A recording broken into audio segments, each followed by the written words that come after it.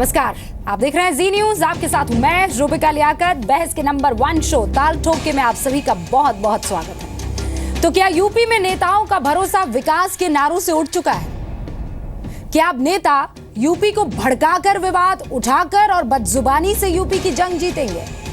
आज ये सवाल इसलिए क्योंकि उत्तर प्रदेश में नेता ऐसे ऐसे बयान दे रहे हैं जिससे जनता में भाईचारे का भरोसा कम, दुश्मनी का ज्यादा हो जाए। चुनाव के बहाने वोटर्स को भड़काने की कोशिश शुरू हो चुकी है। हिंदुओं को भड़काने की कोशिश हो रही है, मुसलमानों को भड़काने की कोशिश हो रही है। भाषण भी कैसे हैं आप देखिए।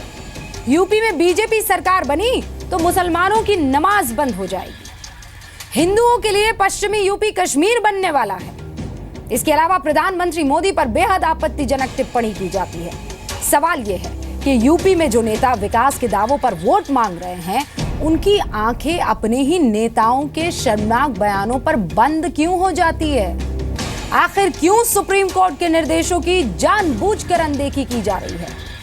सुप्रीम कोर्ट ने हाल ही में, फिर से याद दिला दूं कि सुप्रीम कोर्ट ने हाल ही में यह फैसला दिया कि धर्म, जाति, भाषा और समुदाय के नाम पर वोट मांगना गलत है, मैल प्रैक्टिस है और जनप्रतिनिधियों को धर्मनिरपेक्षता के आधार पर काम करना चाहिए। तो फिर यूपी को भड़काने वाले नेताओं में इतनी हिम्मत आती कहां से है कि वो सरेआम देश के कानून और सर्वोच्च अदालत का अपमान करें? आज ताल ठोक के पूछेंगे कि क्या भड़काऊ बयान देने वाले नेताओं पर पार्टियों की शय है? क्या विकास के दावों पर खुद पार्टियों को भरोसा नहीं है और इसीलिए बदजुबानी करते हैं? नेताओं को जानबूझकर आगे उनको किया जाता है। क्या यूपी में चुनाव की जंग बदजुबानी और विवादित बयानों से जीती जाएगी? क्या यूपी में जनता को भड़काकर वोट मिलेंगे? खास मेहमान जुड़ गए हैं, पहले ये report.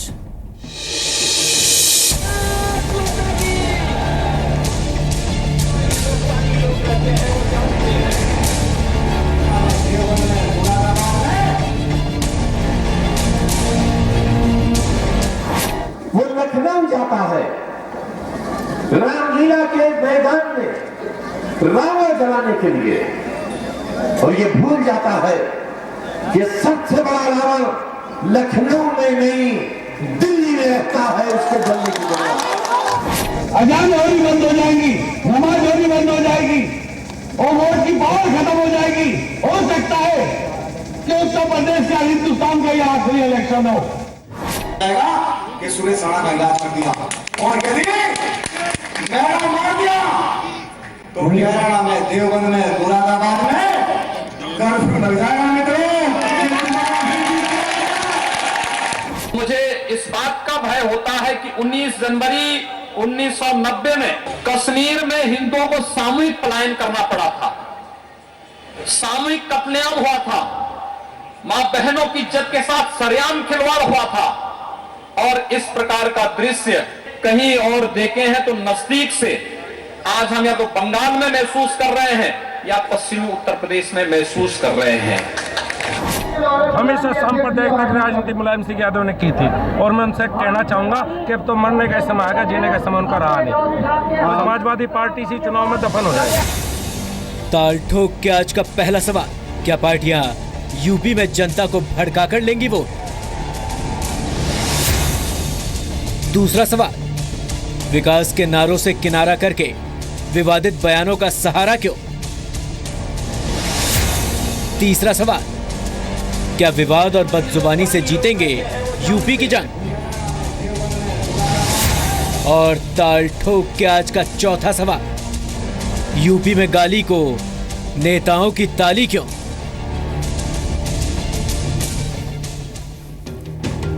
Doctor Sambit Patra BJP के राष्ट्रीय प्रवक्ता है, पेशे से सर्जन है, बीजेपी की सेंट्रल कमेटी में ओडिशा का नेतृत्व करते हैं। स्वागत है सर आपका।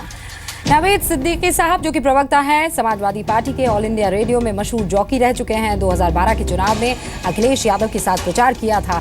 सर स्वागत है आपका। अभय दुबे साहब प्रवक्ता है कांग्रेस के, टीवी डिबेट में कांग्रेस का पक्ष रखते हैं। स्वागत है सर आपका। ऋतु सिंह यहाँ स्टूडियो में हमारे साथ जुड़ गई हैं, नेता हैं बीएसपी की, टीवी डिबेट में बहुजन समाज पार्टी का पक्ष रखती है। मैम आपका भी बहुत बहुत स्वागत है। शुरू में आप सभी मेहमानों को एक एक मिनट, 1.5 मिनट जो है दिया जाएगा, बेरोक टोक आप अपनी बात रख सकते हैं और उसके बाद डिबेट को ओपन कर दिया जाएगा। शुरुआत नवेद साहब आपसे करें, इसलिए क्योंकि ताज़ा ताज़ा बयान तो आजम खान साहब की तरफ से आया है। मुझे याद है पिछली दफ़ा जब आपसे किसी मसले पर बात हो रही थी तो आपने कहा था बकौल आपके कि साहब उनके तो शब्द भी वजू करके निकलते हैं, तो इस बार जो ये वजू करके इनके शब्द निकले हैं साहब, जी जी जी, ये बताइए कि ये किस रावण की बात कर रहे हैं? कौन है दिल्ली का रावण?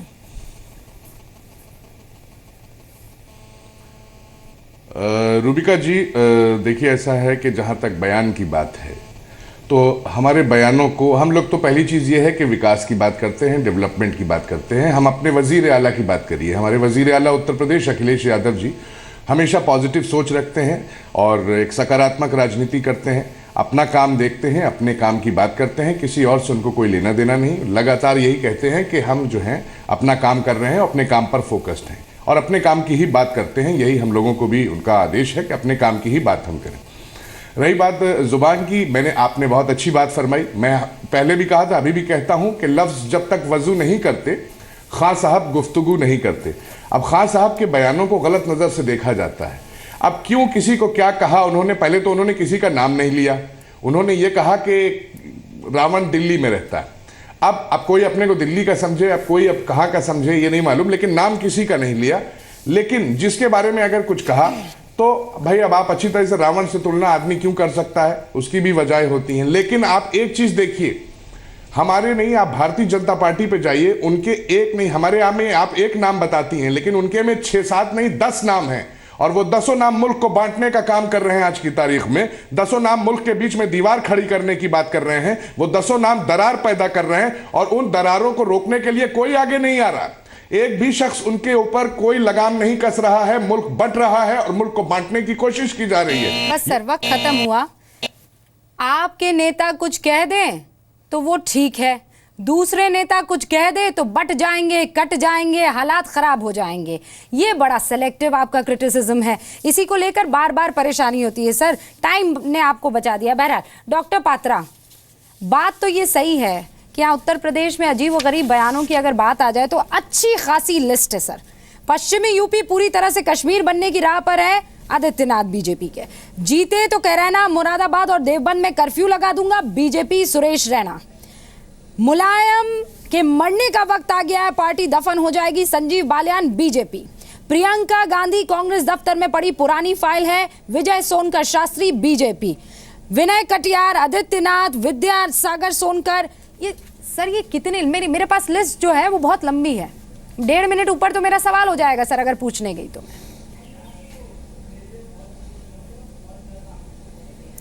देखिए रूबिका जी, मैं तो जवाब वही दूंगा जो भारतीय जनता पार्टी जिस एजेंडे के साथ आगे बढ़ रही है, वह है विद्युत, कानून और सड़क, अर्थात विकास, जो कि आज नरेंद्र मोदी जी ने अपने भाषण में भी कहा है। हम विद्युत को लेकर आगे बढ़ेंगे, कानून की व्यवस्था जो खराब हो चुकी है उसे आगे बढ़ाएंगे और सड़क की जो स्थिति है उत्तर प्रदेश में उसे ठीक करेंगे। जहां तक बयानों का सिलसिला है, मुझे आज बहुत कष्ट हुआ जब भारत माँ को डायन कहने वाले आजम खान इस प्रकार के बयान देते हैं। देखिए, वजू करके वो कहते हैं, ठीक कहा हमारे नावेद भाई ने, वो किसी का नाम उन्होंने नहीं लिया, मगर आप जरा समझिए, बहुत बड़ी बात उन्होंने कह दिया है। आजकल लखनऊ छोड़ के दिल्ली में कौन रह रहा है? मुलायम जी के लिए इस प्रकार के शब्दों का प्रयोग करना, वह भी अखिलेश के इशारे पर, ये मुझे लगता है बिल्कुल पार्टी में एक नए तरह की राजनीति हो रही है। अखिलेश के इशारे पर खुद उनके आजम खान ने मुलायम सिंह पर यह प्रहार किया है कि आजकल वो लखनऊ छोड़कर दिल्ली में रह रहे हैं। ऐसे शब्द अपने बड़े नेताओं के लिए प्रयोग बिल्कुल नहीं करना चाहिए। और दूसरी बात है, ये वजू करके सारा शब्द कहते हैं। आप बताइए, सुप्रीम कोर्ट के सामने वजू कर कह रहे थे कि बुलंदशहर में जो मां बेटी के साथ बलात्कार हुआ वो एक राजनीतिक षड्यंत्र था। सुप्रीम कोर्ट ने इनको फटकारा, इन्होंने अपोलॉजी लेटर लिखा, सुप्रीम कोर्ट ने दोबारा फटकार कर कहा कि ये अपोलॉजी लेटर से नहीं चलेगा, दोबारा हाथ जोड़ के नाक रगड़ के माफी मांगो। उसके बाद नाक रगड़ के माफी मांगे थे, ये इस प्रकार का वजू कर रहे थे। अगर वजू करके शब्दों का प्रयोग करते तो सुप्रीम कोर्ट के चौखट पर नाक रगड़ कर माफी नहीं मांगनी पड़ती। और मैं आपको बोल दूं, बदजुबानी करेंगे तो हिंदुस्तान से माफी मांगनी पड़ेगी। सर, आपके भी तो नेता बदजुबानी कर रहे हैं। ये व्याख्या तो आपने बहुत शानदार की, लेकिन ये व्याख्या आपने की समाजवादी पार्टी नेताओं के लिए, बीजेपी की व्याख्या कीजिए ना सर। इसमें विकास विकास कर रहे हैं, लेकिन विकास से पहले तो बदजुबानी पड़ी हुई है यहाँ पर। अब दुबे साहब, मैं आपके पास आऊं उससे पहले ऋतु सिंह, बीजेपी जीती तो यूपी में नमाज बंद हो जाएगी, हाजी याकूब कुरैशी। वाह भाई, गजब हो गया सर। आरएसएस मुसलमानों के खिलाफ साजिश कर रही है, हाजी याकूब कुरैशी बीएसपी। इनकी जुबान पे लगाम क्यों नहीं है मैम? नहीं, देखो, इनका ये व्यक्तिगत सोच है, लेकिन इनकी सोच कोई पार्टी की सोच नहीं है। अगर इन्होंने ऐसा कहा तो इन्होंने क्यों कहा, आपको बता देती हूँ। इन्होंने इसलिए कहा क्योंकि सुरेश राणा जी ने कहा कि वो कर्फ्यू लगा देंगे। आप बताइए, कर्फ्यू लगेगा तो नमाज बंद होगी या नहीं होगी? ये उनको कहने से, अगर ऐसा नहीं कहते तो शायद वो भी अपना व्यक्तिगत जो अपनी सोच थी वो भी शायद नहीं कहती। तो उन्होंने कहा तो इसलिए कहा क्योंकि आपके बीजेपी के नेता ने इस तरह के शब्दों का प्रयोग किया। उसका जवाब किसी व्यक्ति ने, उसकी सोच ने दिया तो कोई नेचुरल सी बात है। कोई ना कोई, हर आदमी, इनके जितने भी बीजेपी के नेता हैं, कुछ ना कुछ आए दिन किसी ना, कभी आरक्षण के मामले में, कभी औरतों के, यहां तक कि औरतों की सुंदरता के बारे में।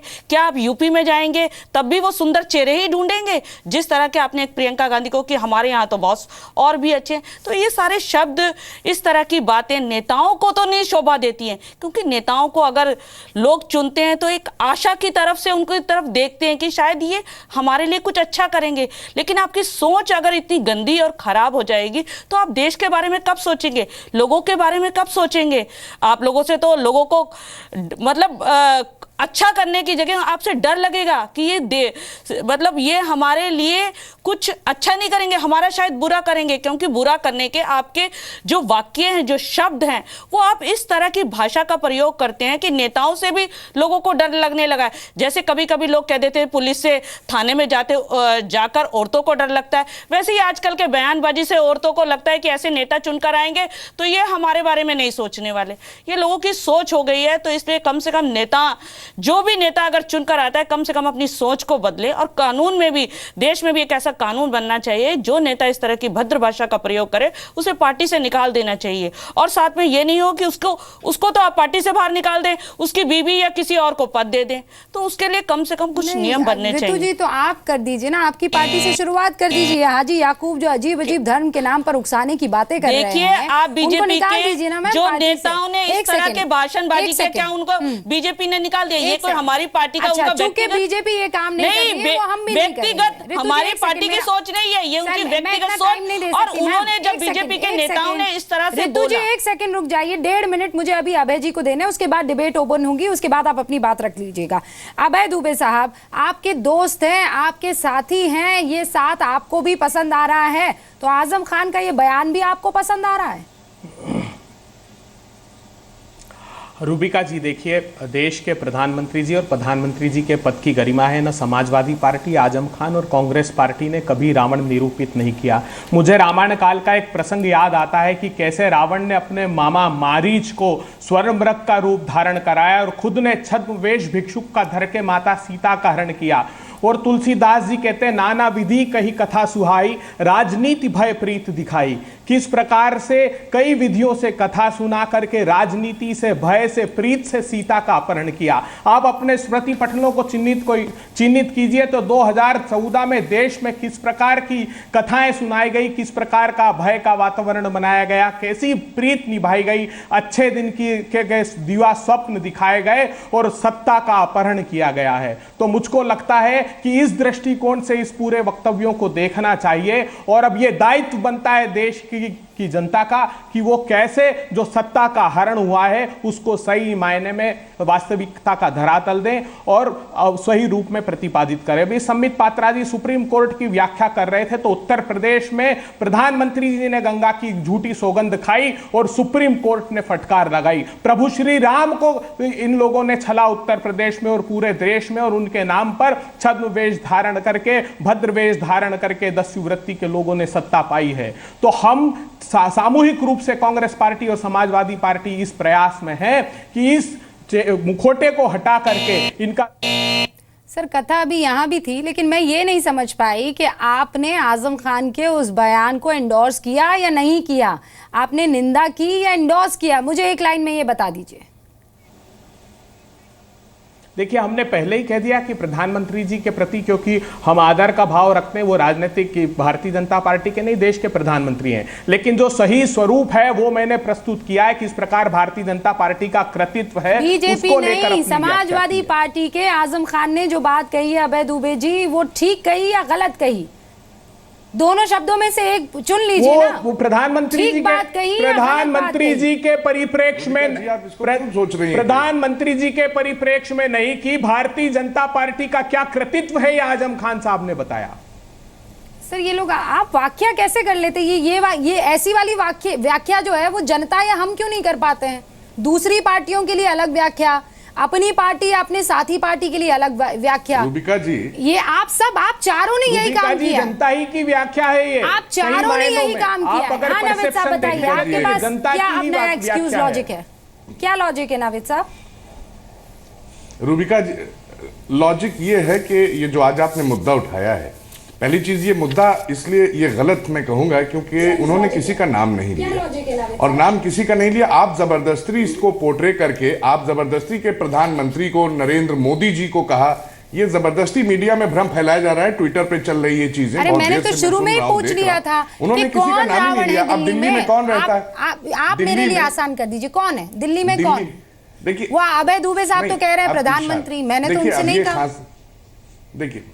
देखिए नहीं, लेकिन उन्होंने प्रधानमंत्री को नहीं कहा, लेकिन जिसको भी उन्होंने कहा जनता समझ गई। वो जनता को बताना चाह रहे थे कौन क्या है, जनता मुझे समझाइए, मैं नहीं समझ जनता से बड़ी ताकत लोकतंत्र में कोई नहीं होती। सर आप तो बहुत करीब है ना, मुझे ये बताइए, मैं नहीं समझ पाई कौन है सर? समझ पाई कौन है? दिल्ली में राहुल गांधी है, दिल्ली में वो संबित पात्रा कह रहे हैं मुलायम सिंह यादव है, दिल्ली में प्रधानमंत्री नरेंद्र मोदी है, दिल्ली में तो बहुत सारे नेता है सर। ठीक भाई, रूबिका जी, कौन संबित पात्रा जी ने क्या सोचा और ये हमें इसके ऊपर नहीं जाना है। संबित पात्रा जी की बात पे हम ध्यान भी नहीं देते हैं क्योंकि हम अपने विकास की बात करते हैं। उन्होंने तो दुनिया भर की चीजें बताई और अपने पार्टी के जो सवाल आपने किया उसके ऊपर उन्होंने कोई बात नहीं की। उन्होंने अपने लोगों की कोई बात ही नहीं की। वो सिर्फ आजम खान साहब और वो जो मेरा एक शेर है, वो शेर से बहुत मुतासिर हुए कि लफ्ज जब तक वजू नहीं करते। उनके यहाँ, और ये हमारे यहाँ उर्दू में लफ्ज कह देते हैं, उनके यहाँ जुमलेबाजी। दोनों अगर देखिए तो एक चीज अगर आप देखिए, शब्दों का खेल, ये वहां पे भारतीय जनता पार्टी जो है सिर्फ शब्दों, अब ये एक स्कैम लेके आ गए। सर आप लोग मैनिफेस्टो पर बात कर लीजिए, किस पार्टी ने कौन सा काम किया है उस पर चर्चा कर लीजिए। ये हर डिबेट में, हर इलेक्शन टाइम में सर ये डिबेट होती है जिसमें मुझे ये सवाल पूछने पड़ते हैं कि बदजुबानी पर आप लोग लगाम जो है क्यों नहीं लगा पाते हैं। डॉक्टर पात्रा, सवाल आपसे भी है।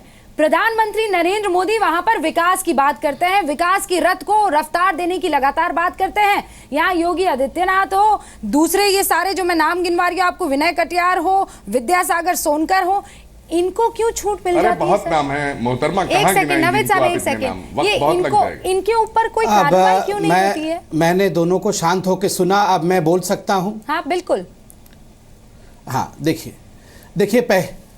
देखिए पहली बात तो है, अभय दुबे जी ने भी वही बात कही और वही भाषा का प्रयोग किया, बहरहाल एक रिलीजियस वे से किया कि मैं प्रवचन देता हूं कह के उन्होंने रामायण की चौपाई सुनाई रावण के मुतस्सिर, और उन्होंने एक तरह से प्रधानमंत्री के ऊपर वार किया। खैर हम उसको बड़े गंभीरता से नहीं लेते, मगर एक बात मैं यहाँ क्लियर कर दूं, आज कांग्रेस के प्रवक्ता रामायण से चौपाई सुना रहे हैं, ये तो अच्छी बात है।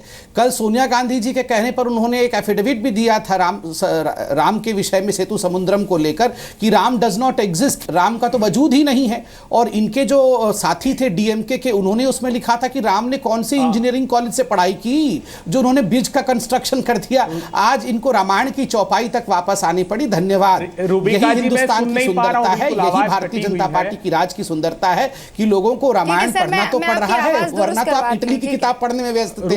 धन्यवाद। अब हाँ एक सेकंड, समित साहब कुछ प्रॉब्लम हो रही है। अभय जी, अब मैं बोल सकता हूँ? हाँ एक सेकंड रुकिए। अभय जी जो है वो आपकी आवाज ठीक से नहीं सुन पाए। अभय जी आवाज सुनाई दे रही है ना? आप डॉक्टर पात्रा को सुन पा रहे हैं ना आप?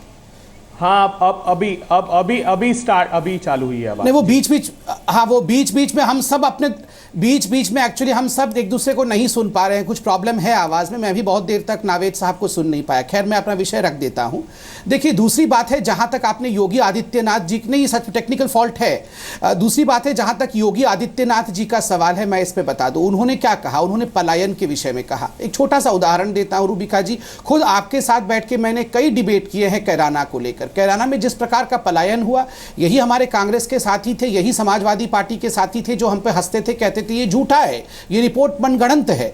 मगर खुद नेशनल ह्यूमन राइट कमीशन जो कि एक इंडिपेंडेंट बॉडी है, ऑटोनोमस है, एक रिटायर्ड जज ने कहा है कि उत्तर प्रदेश की स्थिति हिंदुओं को यहाँ पर मार के भगाया जा रहा है। अब आप ये बता दीजिए जनाब, पलायन हो रहा है। कंट्रोवर्शियल स्टेट में बहुत फर्क है, दोनों चीजों को मिक्स अप मत कीजिए। एक सेकंड रुकिए सर, एक सेकंड, सब रुक जाइए। बदजुबानी और फैक्ट्स में मैं पलायन को कंट्रोवर्शियल स्टेटमेंट मानता ही नहीं हूँ। संबित पात्रा जी जो है वो जीता तो कैराना, मैं पलायन को कंट्रोवर्शियल नहीं मानता जी। उड़ीसा नरेश, एक सेकंड नवेद साहब, एक सेकंड आप आजम खान पर बात कीजिएगा। एक सेकंड रुकिए, आप उसका उत्तर देता। आप राणा पर मत आइए, एक सेकंड रुकिए। हाँ, ये कंट्रोवर्शियल नहीं है साहब कि मैं कर्फ्यू लगा दूंगा?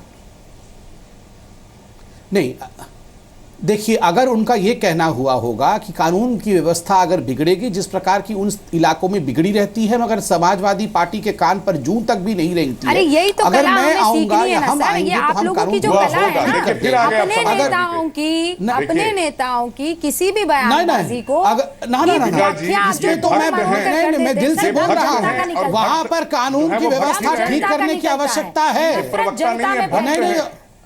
भक्त रहेंगे और क्यों भारत माता, आप गायन कहते हैं भारत माता को, हम तो भारत माता के भक्त रहेंगे, इसमें कौन सी बुराई है? कौन सी बुराई है इसमें, आप बताइए। आप भारत माता को डायन कह सकते हैं, भारत माता को मां मानते हैं, भक्त रहेंगे उनके, क्या परेशानी है? सर एक सेकंड, भारत माता के भक्त भैया आजम खान के भक्त आप बनिए। कर रहे हैं नवेद साहब, आपके नेता संबित पात्रा साहब, आपके नेता, एक सेकंड ऋतु जी, आपके नेता अभय जी, आपकी पार्टी के नेता जो बदजुबानी कर रहे हैं, आप चारों में से किसी में भी इतना दम है कि ये कह दे कि गलत कर रहे हैं और हम कहते हैं कि पार्टी से इनको निष्कासित कर देना चाहिए? चारों आप सामने हैं, दम है आप चारों में से सर? किसी देखिए मैम, देखिए बीजेपी के नेता ने जो भाषा का प्रयोग करा कि वो कर्फ्यू लगा देंगे, नहीं, इसका जवाब क्या कोई भी नहीं देगा। 3 पार्टियां हम हैं और चौथे ये हैं। इन लोगों ने कहा, इनके नेता ने कहा, संबित पात्रा से मैं पूछना चाहती हूँ कि कर्फ्यू लगेगा तो नमाज पढ़ी जाएगी? आप ये बताइए। अगर ये कहते हैं कि नमाज बंद हो जाए तो नेचुरल बात है, जब आप कर्फ्यू लगाएंगे तो नमाज बंद, तो आप लोगों को इस तरह के भाषा का प्रयोग ना करें, इस तरह के बयानबाजी का प्रयोग ना करें। एक सेकंड ऋतु जी, क्या मतलब है इसका? नमाज के लिए क्या हाथ पैर में भी कर्फ्यू लग जाते हैं? नमाज तो होगी ना? जब कर्फ्यू लगता है तो नमाज वगैरह सब कुछ बंद हो जाती है, शायद आपको पता होगा ये बात। कौन सी नमाज की? जिसको नमाज पढ़नी हो घर में पढ़ लेगा ना। ऋतु जी, आपको पता नहीं है। ऋतु जी, आप कहाँ हैं? क्या मतलब है इसका? मतलब आप बीजेपी का फेवर कर रहे हैं, उनको जवाब जी सोच रही है ना, कर्फ्यू लगते ही सब पत्थर के हो जाएंगे ना। नेता आए उनको पत्थरों के बारे में पता है। बीजेपी का फेवर कहाँ गया? मैं तो कह रही हूँ उन्होंने सब पत्थर के हाथी बन जाएंगे। जो सुरेश राणा जी ने कहा, उनकी बात का उन्होंने जवाब दिया। ठीक है, इस तरह उनको जवाब नहीं देना चाहिए, मैं मानती हूँ, उनका व्यक्तिगत जवाब था, ठीक है, इसलिए उनको नहीं देना चाहिए, गलत बात है, क्योंकि इससे क्या है, दूसरे लोगों को बल मिलता है। लेकिन कम से कम इन नेताओं के, जो बीजेपी के नेता इस तरह की भाषा का प्रयोग करते हैं, कम से कम ये बंद करें, और दूसरे नेता इनको जब ये बंद करेंगे इस तरह की भाषणबाजी को, अरे तो कोई इनको जवाब नहीं देगा। लेकिन ये चाहते हैं कि बीजेपी के नेता सब कुछ बोल दें, किसी पार्टी का नेता कोई उनको जवाब नहीं। आप क्या बात कर रही हैं? अच्छा रुकिए एक सेकंड, आपका भाषण बीजेपी के नेताओं पर डिपेंड करता है कि बीजेपी के नेता जो भाषण देंगे उस पर हमारा भाषण का रिएक्शन होगा? एक व्यक्तिगत राजनीति की है, सोच थी। सीधा सवाल यही है, विकास की बात कर रही कीजिए ना आप। विकास को साइड में रखकर ये गाली गलौज और इस तरीके की भाषा नेताओं को कब तक सूट करती रहेगी? भड़काकर वोट मांगने का ये सिस्टम कब बंद होगा?